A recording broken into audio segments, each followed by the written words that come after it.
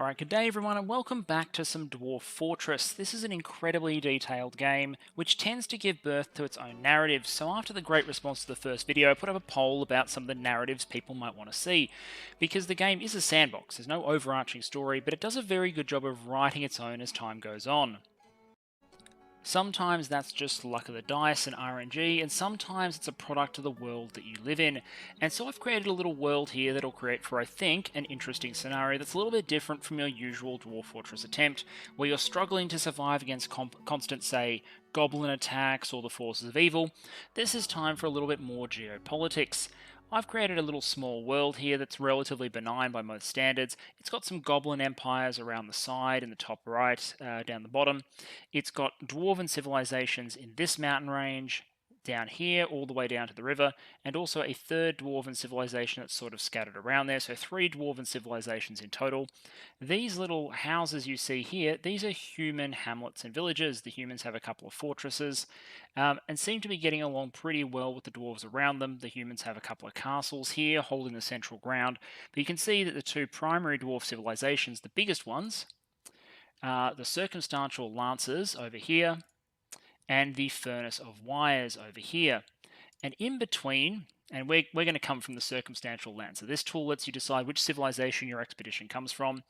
There is a world of opportunity because in between the two, there is this rich forested area that links the two great dwarven civilizations and is full of incredible, incredible resources.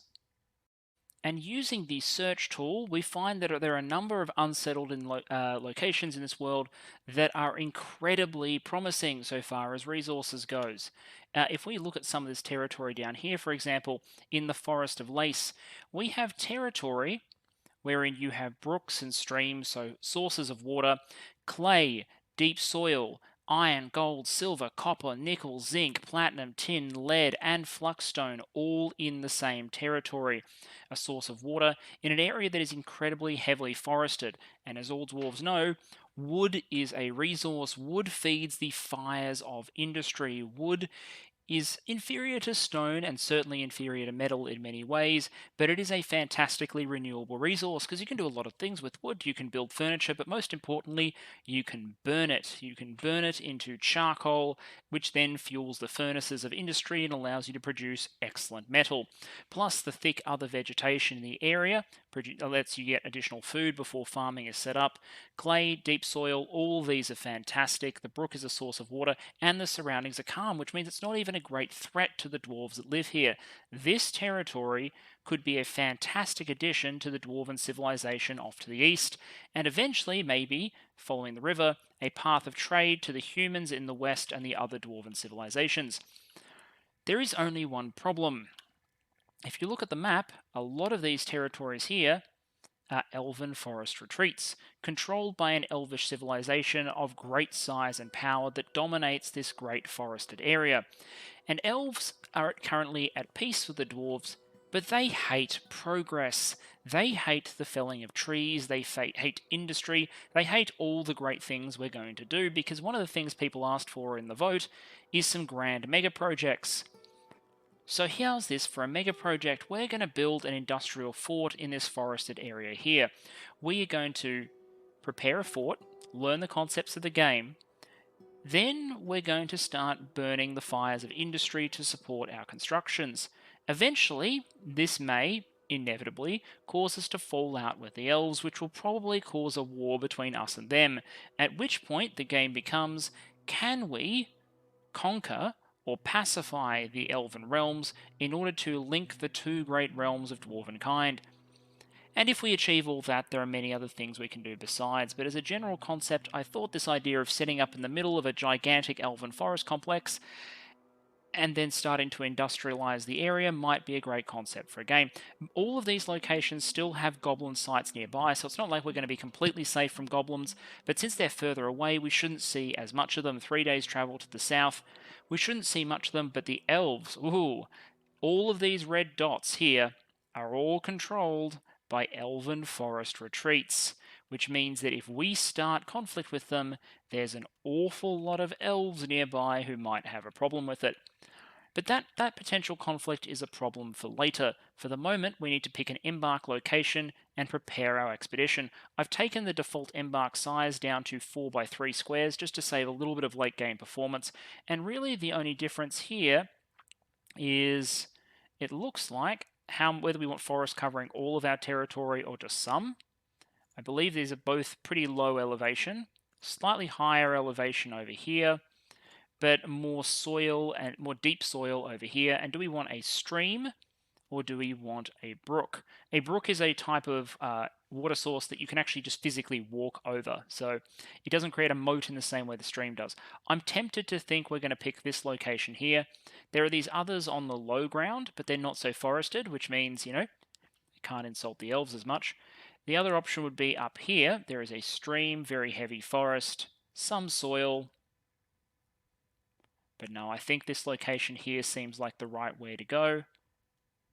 We're in the main river system, so we're part of and we're connected to this sort of hilly area here. There should be a free movement of trading caravans out this way.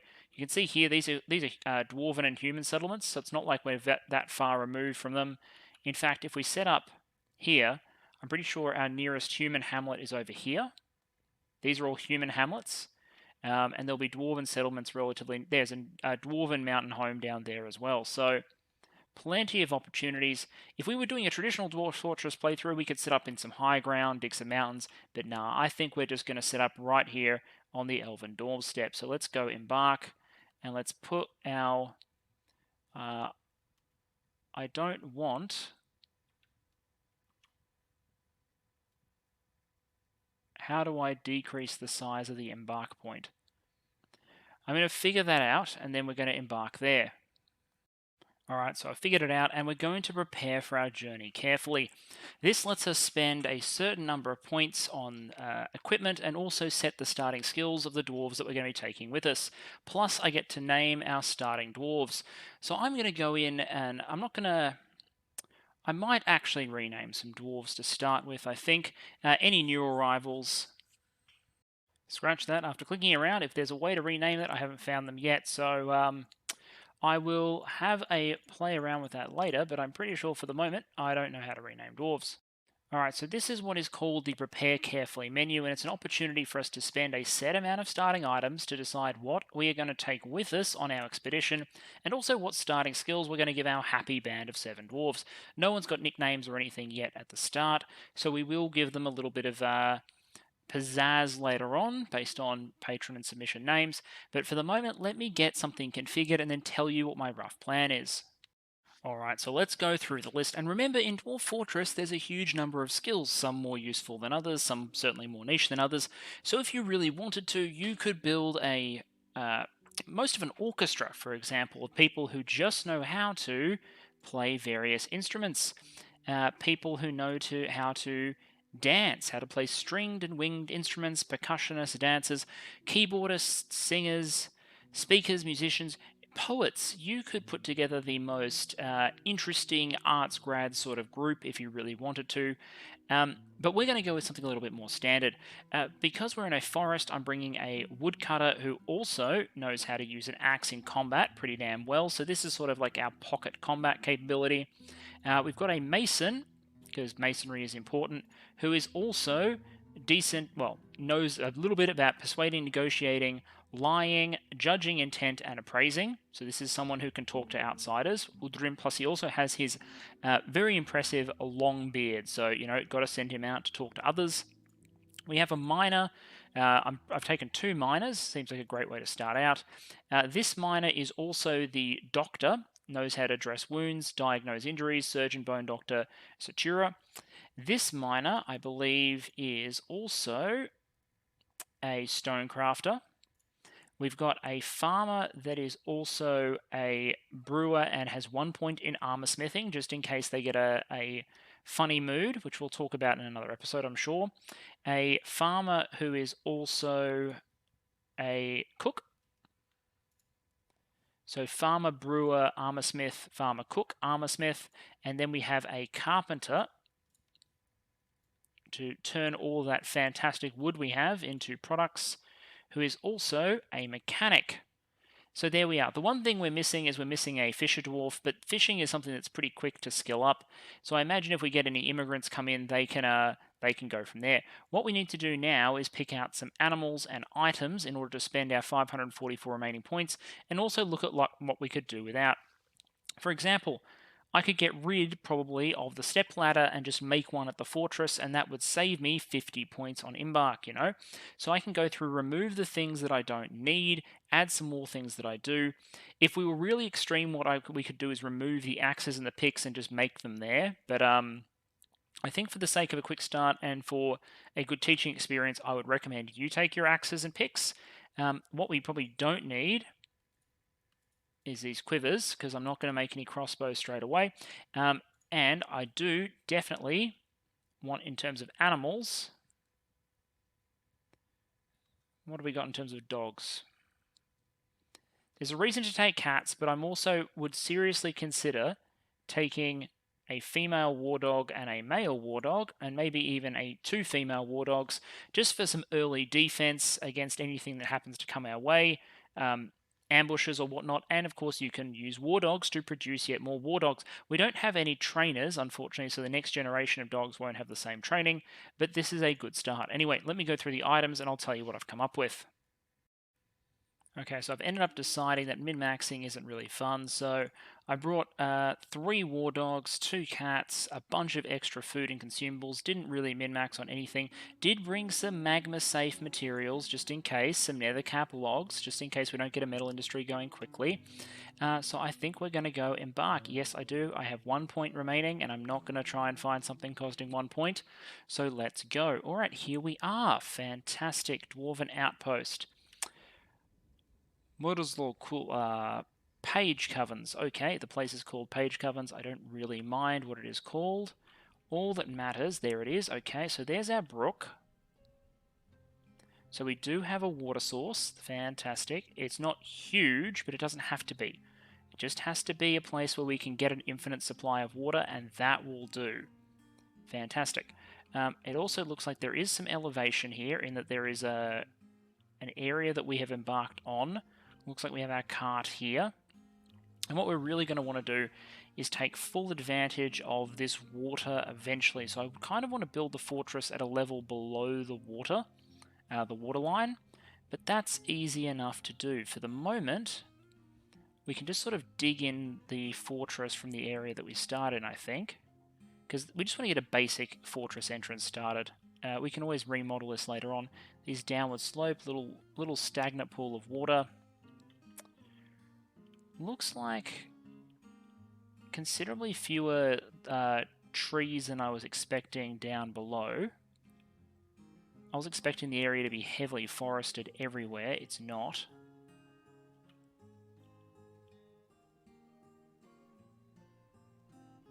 Okay, looks like it's heavily forested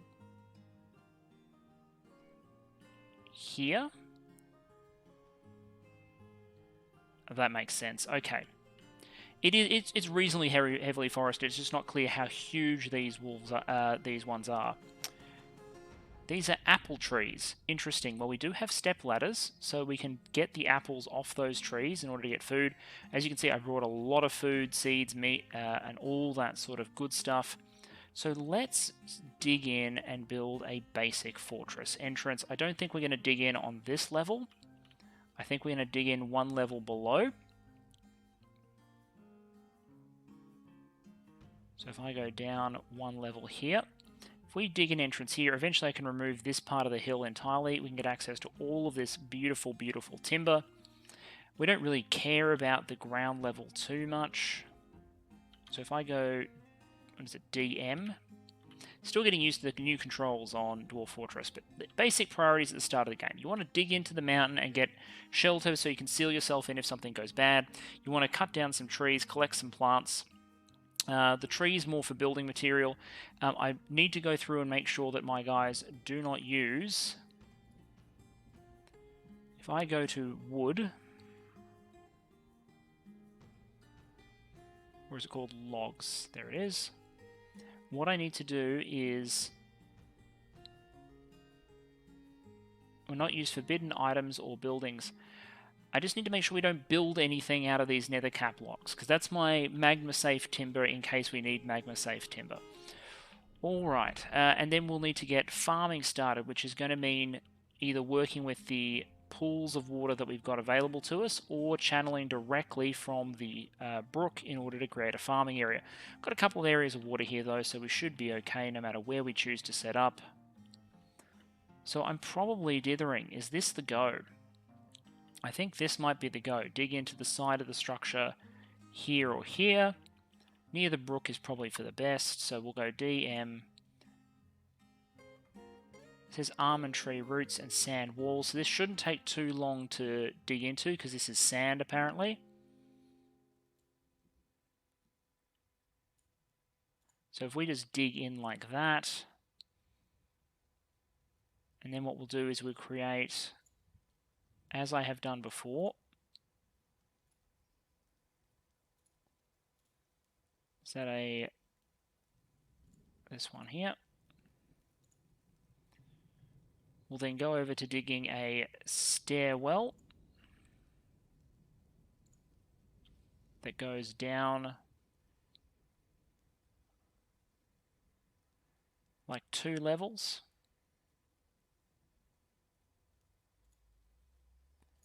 Then a small area, which is basically our security area. And then down to level maybe 31. Just to get the initial sort of setup for a base going, and then we'll designate more. Let's chop down a couple of trees. These are all what? Walnut, pecans. Let's chop down some of these so the woodcutter has something to do. And let's designate plants in a really wide area from, say, here all the way down to here. Let's designate everything. The plant gatherers should be busy, even though they don't have the stockpiles for it originally. That's fine. We will have a little bit of a walk from the cart in order to move everything to our base, but once we've done that, we should be okay. There's a lot of stuff on the wagon, but we should have some spare labour available to help us do it. And to dig as well, we're going to have to designate that, and hopefully the miners should be over shortly. So we've got people gathering. Why are my miners gathering plants? I don't want my miners to gather plants. I want my miners to dig.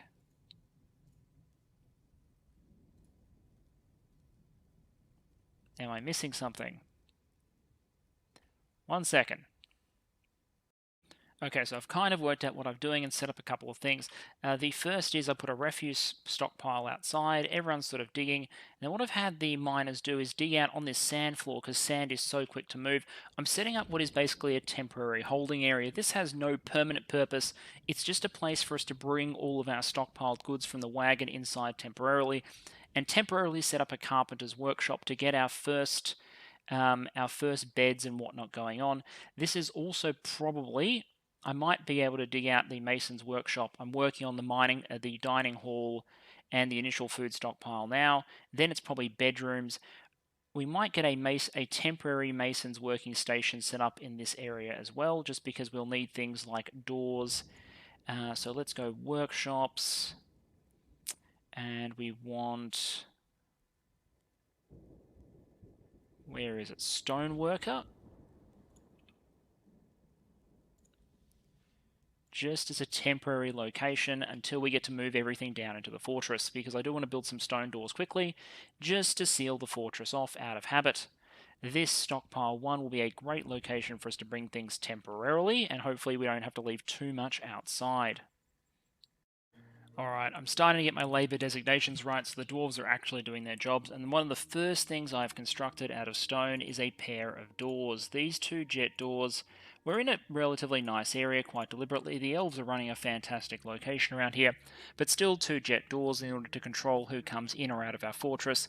Great idea. I'm also manufacturing a couple more doors just so we can designate just so we have a little bit of control over our things like dining rooms and bedrooms, but for the moment that's not technically necessary. The carpenter is finishing up on beds for everybody.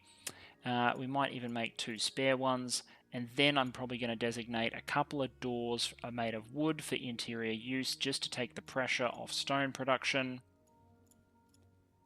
Let's make 4 wooden doors, because there's plenty of wood around the place. The only thing I need to do is go and make sure that we don't utilize nethercap wood. Now, as I was digging down to what I was hoping was going to be the bedroom layer, I've discovered this cavern. Caverns are multi-level underground cave systems, as you might expect, that can be full of all sorts of interesting, scary, and ultimately inconvenient things. And this one covers a number of Z levels. Wow, okay. Because remember, the map only goes down to Z level 0. I don't think you can dig to negative elevations, but we will see. I'm not aware of how it works in the Steam version. In any case, we don't want access to this cavern system. It just seems like a bad idea. We'll have to build our bedrooms somewhere else. So what I have done is I have undesignated the... I've undesignated all the mining that was going to happen in this level and said for this stairwell here to be destroyed, so hopefully it should be. And that should hopefully prevent anything from getting into the fortress. The question then is, where do we build the bedrooms? I think what we can still do, because we can see that the cavern is relatively clustered in that top right corner, is we can simply adjust our stairwell to point a few tiles over, and then dig down to maybe this level.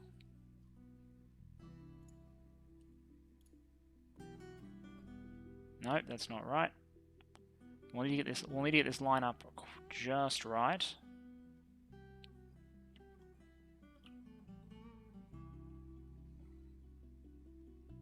This might actually be acceptable here. Like, just moving the stairwell slightly to the south might do the job. No, that might be a problem there.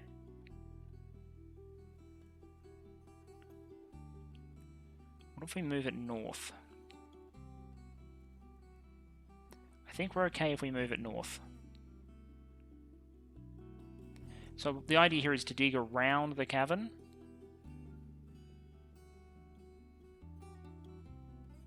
So what I'm probably going to do is dig here. That's not great. I could build a constructed wall there and be okay.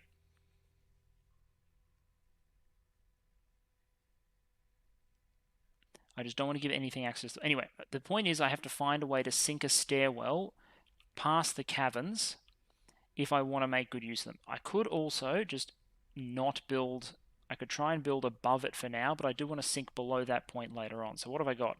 I want 3 floors for construction. This is the dining area, and then I'd want construction, construction, construction. Okay, so I could build the bedrooms on this floor. It's siltstone, but it'll have to do. So this is an acceptable bedroom floor. What I can do is lay out a construction here. Simple enough.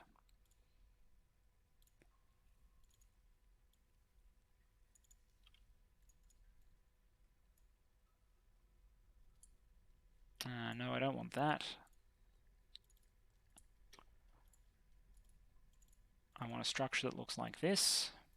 These bedrooms are bigger than is necessary, but we're just going to spoil our dwarves after all. If this is going to be a mega project fort, the initial inhabitants at least need to live in acceptable conditions. If you're being really economical with space, you can absolutely get away with building bedrooms that are just like straight lines rather than 3x2s, but 3x2 is what I'm going to go with initially. This should give 1, 2, 3, this should give 10 bedrooms, which gives us a little bit of room to expand. We'll also build like second rows, a couple more stacks, and some noble bedrooms as well, just in case, just so everyone has a place to sleep. But let's just get this established to begin with. As for the cavern, I think this gives us full access, but I'm going to, I think, cap this stairwell anyway to make sure nothing comes up it. A dining hall just gives dwarves a more civilized place to eat and meet and drink. This is a reasonably sized one to begin with. It's pretty ugly at the moment. It's got 2 tables and 4 chairs. We put a food stockpile next to it, but it is something and it should avoid people getting too pissed off. We're also digging out those bedrooms as discussed, started putting in the first doors and the first beds, so people should have somewhere to sleep shortly. It's not done yet, but hopefully the dwarves don't get too pissed. They're still okay, but they would like bedrooms sooner rather than later, I imagine. So let's throw some more wooden beds in here.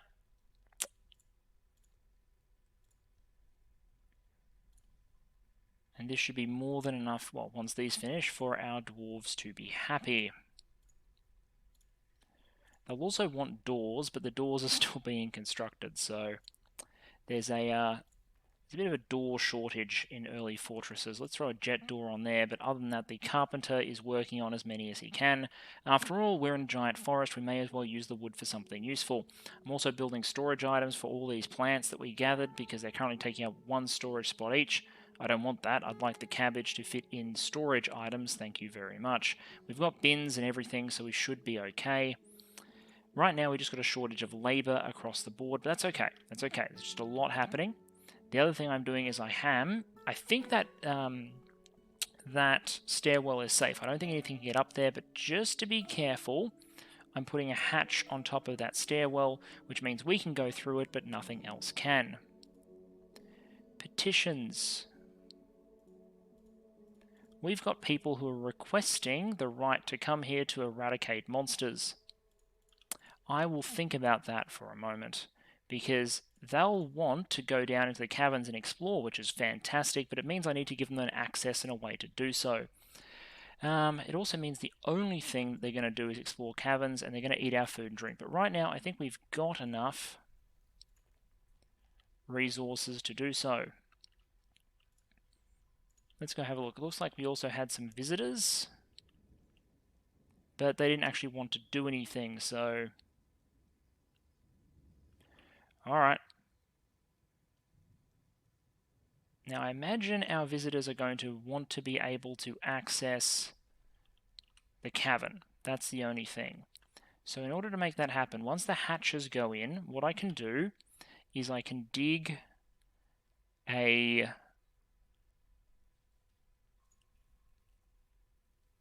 No, I don't want 3 monster hunters. I can dig an access to them through here, put a door there. Doors are vulnerable to some creatures, but if I've got the hatch here, I should be relatively secure. So if I do this,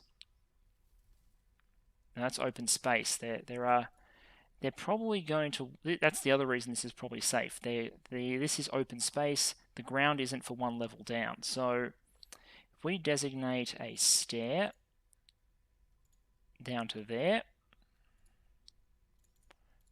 mine that, and then insert a door there, the adventurers who come to our fortress can probably get down there reasonably well. Okay, we've got some beds. Let's designate those. Bedroom. Yes, yes, yes.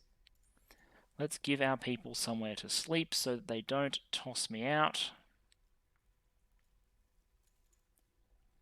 Accept. Accept. Accept. And I presume the adventurers, who look like humans, will want somewhere to sleep as well. So let's get some extra beds in.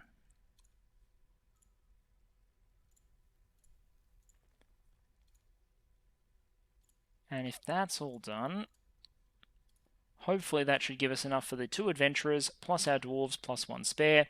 I'm happy with that. Alright, so far the theory is working well. We built a little access here, we put some hatches to make sure that only our guys can get through. I might also want to build a door and forbid it when I don't want to give people access, but the human adventurer who turned up, who we've given a bed, is wandering around, seeing what he can see. I'm hoping this means that he'll find any monsters that are down there and eliminate them. But so far I'm not seeing any sign of any particularly hostile life. The key is that and there's the mace dwarf as well, the key is that I'm going to want to make sure that none of my dwarves go... I used nether cap on a door. I thought I had forbidden all my nether cap, but evidently not. That's okay. It looks like most of it has been preserved. That is still, unfortunately, a little bit annoying. Well, we've got some preserved for later on. And if not, I can always manufacture magma-safe materials, but it would have been easier otherwise. Oh, okay. It looks like our Mace Dwarf... I really wish there was a pause on event. Our Mace Dwarf has found a troll. 354 years old, terrified while in conflict. We've got a Mace Dwarf here. Competent Mace Dwarf. So let's have a look at what is happening during this fight. Tries to bash the Mace Dwarf. We've got a lot of misses. Knocked down. The Mace Dwarf was knocked down, stood up.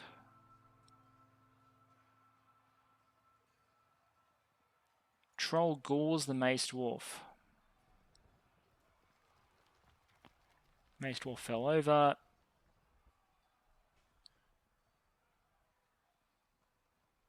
Mace Dwarf is no longer stunned.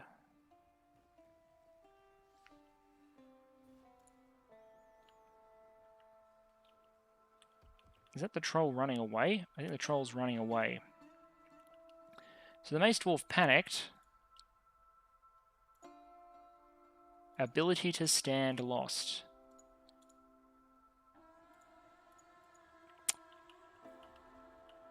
Well then. Looks like there's a troll down there. I'm not sure the dwarf can walk anymore.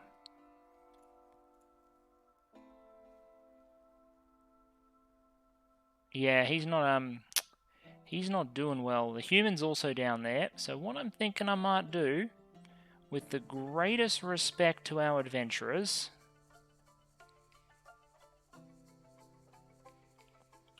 also our miner's now free, so I should get them to dig out more territory, is just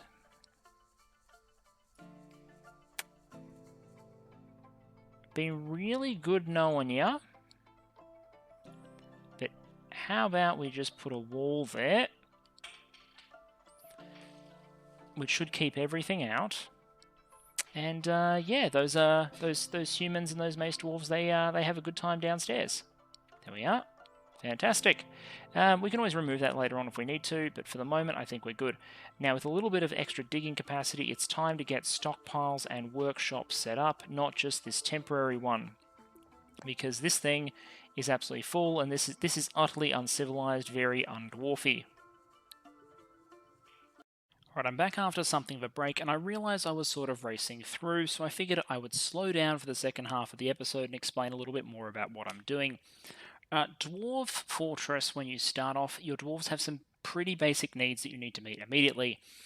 Security, even if it's really, really bad security, like putting some doors on a fortress and getting most of your stockpiles underground, is pretty basic. And where I've started, it's probably fairly safe.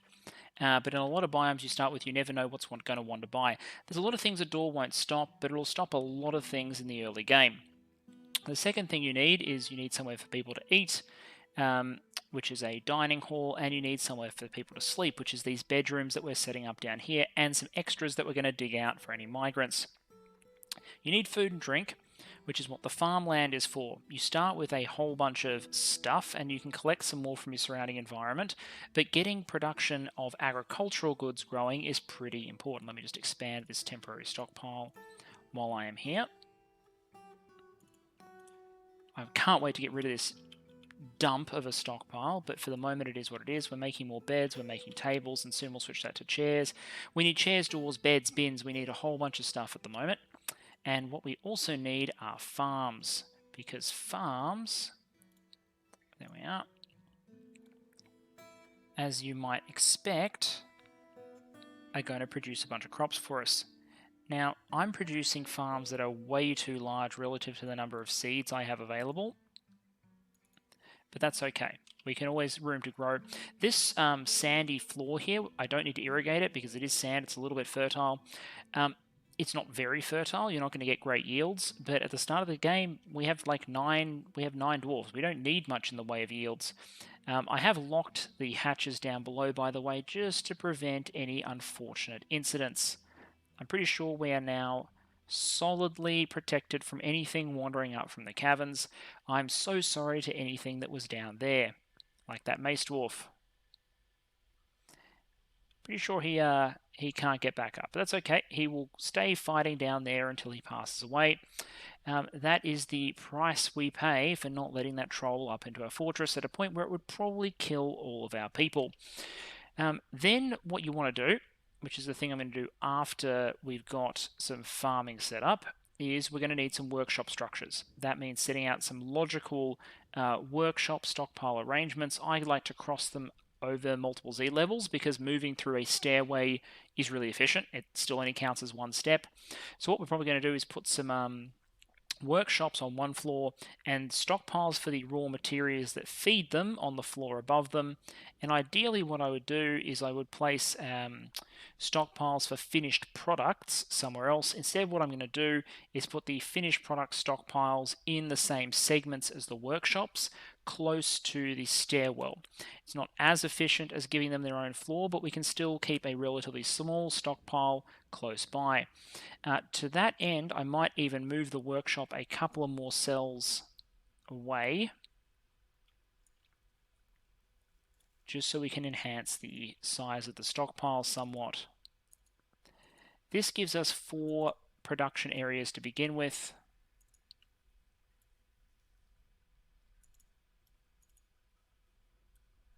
Like that. So probably a timber, because we'll want stuff that's paired with a timber stockpile, probably producing furniture.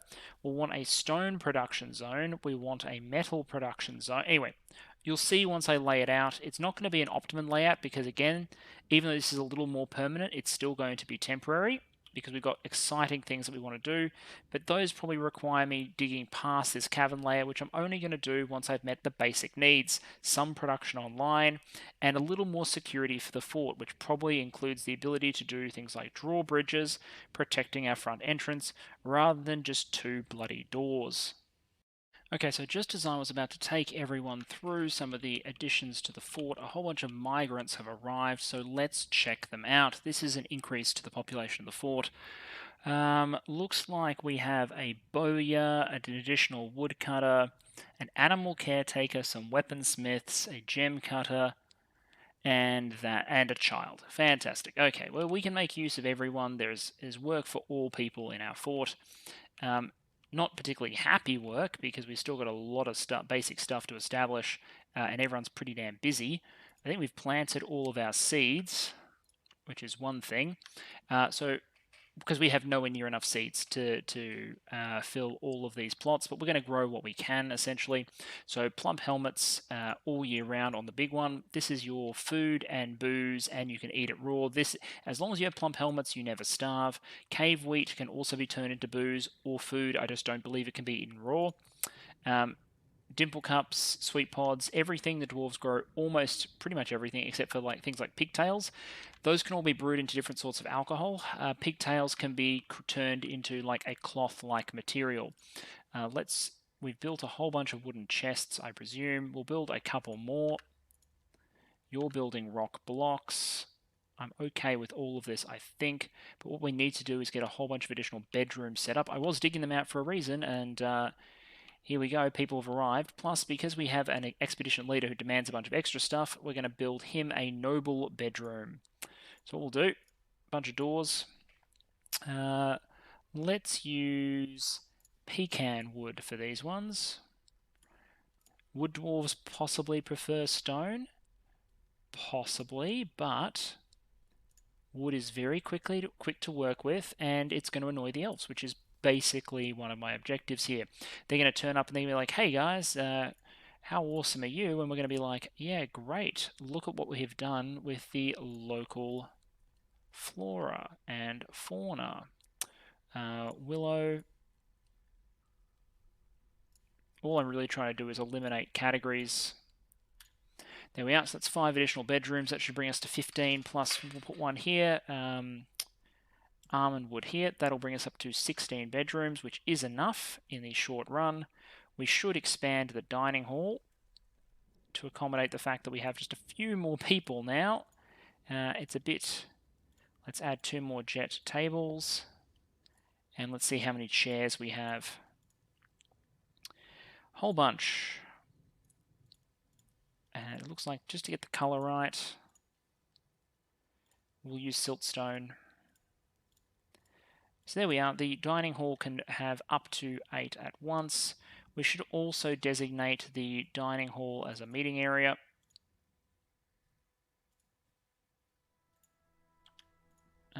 Let's go dining hall.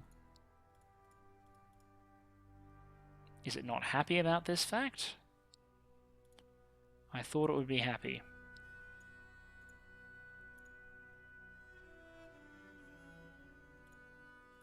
I'm just going to remove all these zones quickly. Redraw this one, because I wanted to use all of this territory, except... Then we'll grab a meeting area. Grab that, accept... It may be annoyed at me for making the meeting area the same as the dining hall, so what I'm going to do is remove that. I'll look that up quickly in between takes. What I'm doing at the moment is expanding the food stockpile, and then we're going to put some workshops for food-related items in the food stockpile so that we're brewing and cooking close to where it is being consumed, which is the dining hall. So far as production goes, what we've got going is 2 carpenters' workshops, a wood stockpile above with a staircase that they can pull their wood from, a small furniture stockpile for the produce, which we're going to have to try and keep empty, otherwise dwarves are going to go on long-distance trips, and we're burning some wood into charcoal, because that charcoal, which again converts wood into something we can use as fuel, is going to support our metalworking. And of course, early metalworking is going to be important to us at the moment. We have no weapons, basically no tools, and we've got a whole bunch of weaponsmiths and metalsmiths available. Even though we don't have coal and magma and other things to produce really good metal equipment, a little bit of a metalworking industry is probably a good idea. Digging out hematite is probably good for that purpose, but I want to get my constructions finished first. Looks like we've got a whole bunch of hematite and jet sitting over here. The metal workshops should draw hematite from the local area and help clean this up without us having to send dwarves to do it for us. That said, we're not exactly short on dwarf labour, so it is what it is. I've got this carpenter workshop here. I'm probably going to discontinue this workshop and have one workshop here. Make maybe 5 more beds and some barrels. And this one, because you can never have enough doors, produce some doors. We'll also need a mechanics workshop. We need a whole bunch of stuff. Just let me build and then I'll explain why we built it, because I want to get a fort to the basics before we continue. Plus people are starting to get a little bit annoyed at us. I think this is mostly because we keep making people go outside. There's no cups, goblets, or mugs. That annoys people. So we probably want to produce some of those. What I'll do is I'll give that as an order here.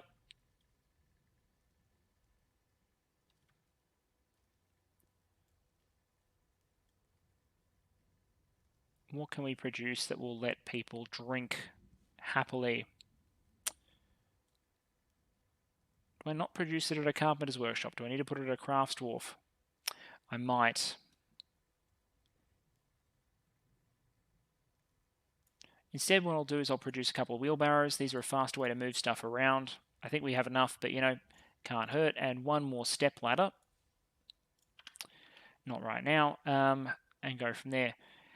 We built some doors out of nether cap. It's alright. We still got a little bit of nether cap forbidden. I'm being very poor with my management of my economic materials, but now that I know we're going to have magna-safe metals, I'm not really quite so worried. And the game has told me that the mace dwarf has died. How unfortunate. Picking up all of that equipment is probably a nice idea.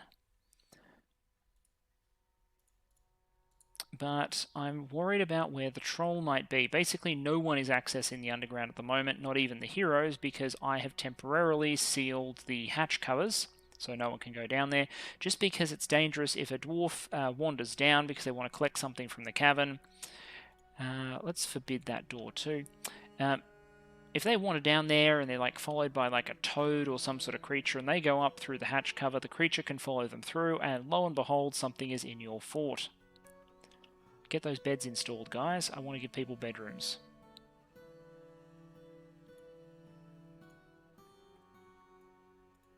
There we are.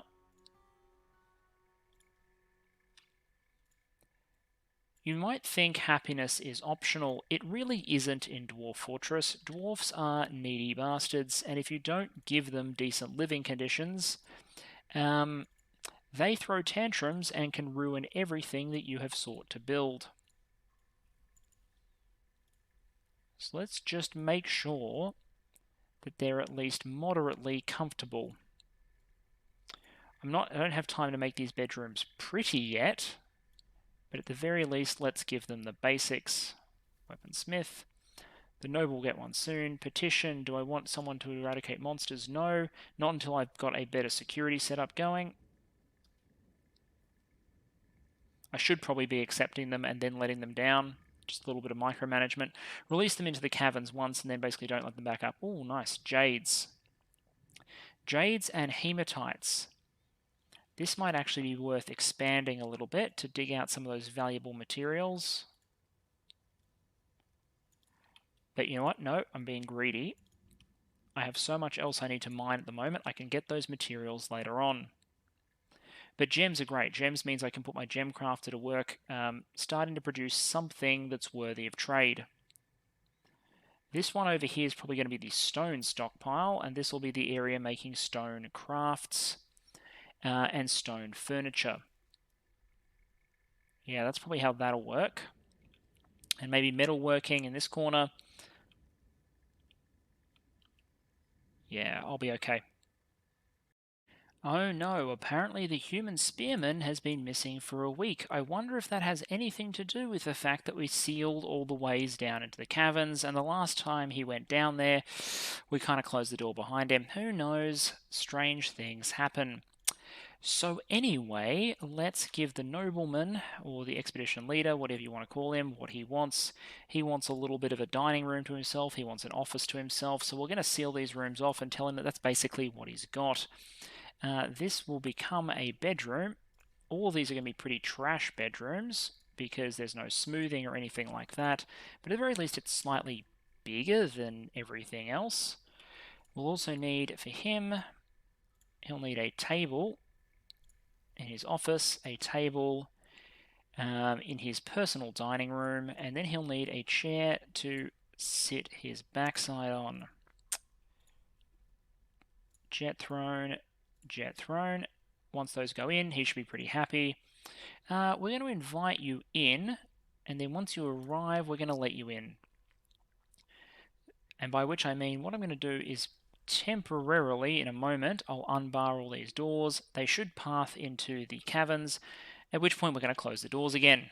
You know, just disposable monster hunter. Now the traders have arrived, and there's really not a huge amount that I want. I might grab some more seeds to speed up agricultural production, but right now, to be honest, the farming is sort of like it's secondary because the trees of this area, of this beautiful forested area, the ones that we're not chopping down, basically any tree that produces fruit, that doesn't produce fruit, I am ruthlessly chopping down. Any tree that drops a useful fruit, like peaches, I'm leaving standing. So I'm going to basically self-select I'm going to actively select the environment towards fruit-producing trees, which is giving us lots and lots of fruit that we can turn into useful things like alcohol. So I don't really need to up agricultural production, but I'll ask for some seeds anyway. I'll ask for leather because we don't have a good source of leather. I don't really care, what it comes from. Wild boar leather sounds cool. Vulture leather. I don't really mind. Emus. Only emus. I want as many emus felled for leather as possible. Bring that back. You want splints, which I probably can't manufacture for you, but that's okay. I'm taking a small number of trade goods to trade with them. Pretty simple. I'll probably designate some of these areas. Those are cherry flowers, so I don't want them. In fact, we can chop those down. There we are. Don't want any of that. and hopefully like apple trees grow in their place, because I really like apples. Pecans, not so much. Sand pears, peaches, cherries. Chop down the almonds. Alright, that's okay, I think. And the apple tree over there is fantastic. And we're just collecting all of this good stuff that we have to pick up off the ground. Peaches. There's some peaches there, which we might be able to pick up. Anyway, life is good. Looks like there's also a fruit gathering zone that we could put over here. Bring some more peaches inside, and then brew that all into good, wonderful, wonderful booze. We're going to upgrade the dining hall with a little booze stockpile and a place where we can store some mugs so that people can drink in a civilized fashion. That should improve the quality of our dining hall. So let's add brew drink from plant, because we're actually quite short on booze, but we have so much food, like ridiculous amounts of food. I'm producing little chests for people to upgrade their bedrooms, and I'm going to have some spare bedrooms in case other people turn up. And we are about to have, I believe, we're about to set up a stone working conglomeration here. So basically we're going to create a workshop which produces blocks out of stone, and then beneath the stockpiles of stone and blocks, including this little stockpile here, which I'll talk about later because it's a dumping zone. I'll talk about how to use those next episode. Everyone who works with stone materials down below, putting them into a finished goods stockpile. So like the crafters and the masons are going to go down here.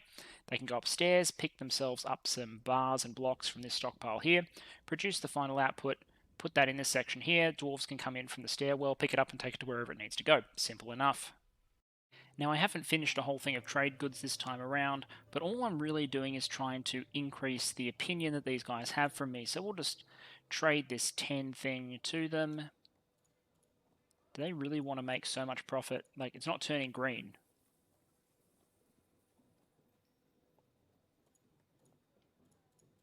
Okay, look, I'll give them this bed. Let's see if they like that. Alright, do you have anything that I actually want to try and trade for? Probably not. Like, there's some booze. Like, how much booze is in a barrel? I can't remember. But we have the ability to produce a bunch of booze with what we've got. Wool we won't be able to replace. I mean, we could buy a bag. Like a leather bag. I'm going to be getting a crafting industry for cloth online soon anyway.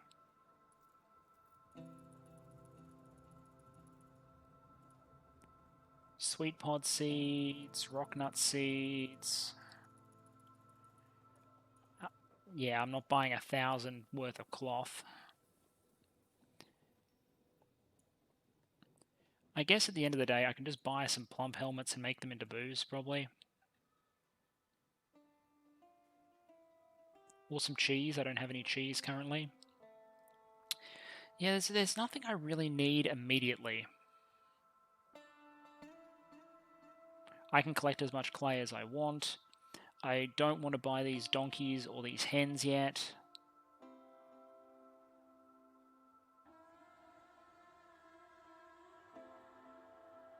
I could buy some weapons and melt them down.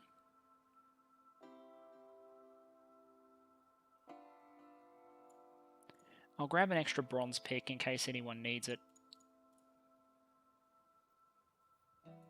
Trade makes them like us more.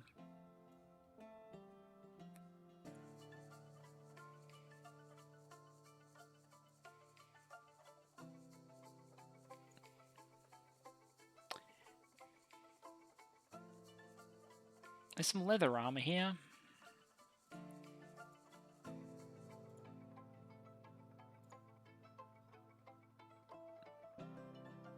And some boots. Whatever. Done. All I've really done there is improve their opinion of me for the next time they come around, where I actually have some volume of stuff to sell, which I promise to do next time. I have some people who are pissed. Why are they pissed? Horrified at seeing a dead body. Uneasy. You've gone down to the caves recently before I sealed them off, haven't you?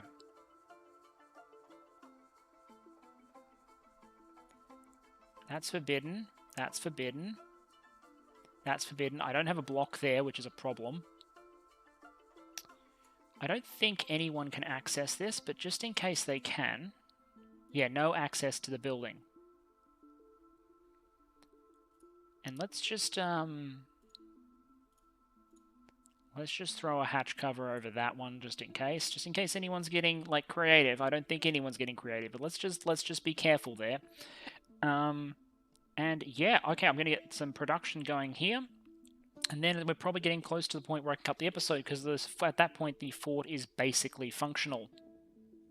And just when I was about to wind up, a whole bunch of additional migrants decided to show up. Okay, so now I have 3 woodcutters. I'll have to check if they have any extra skills. A bowyer, a full-time carpenter, a medical dwarf, expedition leader, animal caretaker, a blacksmith, 3 weaponsmiths, 2 gem cut. Well, this is good if we're going to go to war, but 3 is too many. Like, 1 is enough, maybe 2. 2 gem cutters. I'm going to have 1 gem cutting workshop, so the other is just going to be a dumb labourer, a leather worker, 2 farmers. Guess what? A bunch of people are going to be basically doing hauling and dumb stuff duty, collecting like fruit and things from all over here. Like I might designate, for example, another fruit collection area over here. So they gather all that stuff off the ground. The traders will leave soon, but what I desperately now need, plus they can do engraving to make this area, and we should make this area look better. It's going to be our dining hall after all. This finished goods stockpile, we need to get rid of that rock. It does look like that there is a finished good bin there, but it doesn't have any mugs in it yet. Desperately need some mugs in there so people are happy. There's some lizard remains. The other thing I want to do a million things at once. That's the problem with Dwarf Fortress. Like, we've made a lot of progress in the first hour. We have a kitchen producing, well, I'm about to order cooking, and I'll introduce you to the wonders of... Dwarves can do some pretty interesting things with cooking that you wouldn't think should work, but end up working just fine. We've got our booze production going well. That's where all our fruit is going at the moment. So our dwarves are mostly drinking things like apple cider and stuff like that at the moment, I believe. And we've got a stockpile of some of it over here. Bloodthorn barrel, but that's empty. That's all right. We'll put some stuff in there. This is going to be making blocks full time. The wood stockpile is steadily filling up. That's okay. Once it's full, it's basically going to feed this stuff down here. I'm going to need to dump a bunch of this magnetite and limonite. Basically, we need to make more room in this stockpile, so we'll tell people to dump this stuff. Actually, I'll just use dumping mode here. This will make the dwarves carry it away and put it in my dumping stockpile. I can always recover it later. We don't want to dump that or that. That'll make more room in the stockpile. I'll need to expand my refuse stockpile so we don't have refuse sitting around the fortress, and then I'm going to build a refuse disposal system next episode. But for the moment, let us increase the size of this stockpile. Refuse stockpiling is not efficient. It's not what you want to be doing, but it'll tell my dwarves to put it here, and then we'll build a nice refuse dumping zone, or we could build a nice dwarfy system of washing it away using water on an ongoing basis. That, plus a security system at the front of the fort, some additional bedrooms for the new arrivals, a whole bunch of things that we need to do. Alright, and this is probably where I'll leave it. There's plenty more that I could do, but the basic setup is done. We've got really primitive security around a fort. We'll do better security next time. We've got a central stairwell. We've got a big dining area. We've got food and drink production online in every sense of the word, both in the sense that we're collecting fruit from this bountiful forested area and turning it into booze, and also in that we're starting to grow our own crops, although we are held back a little bit by seeds at the moment. As you can see, I have no plump helmet seeds, and I won't until someone brews the existing plump helmets into booze, so I should probably get on that at some point. I've got a lot of apple cider being stored here. What we want to do is turn off. I didn't realize I was still storing food in this stockpile here.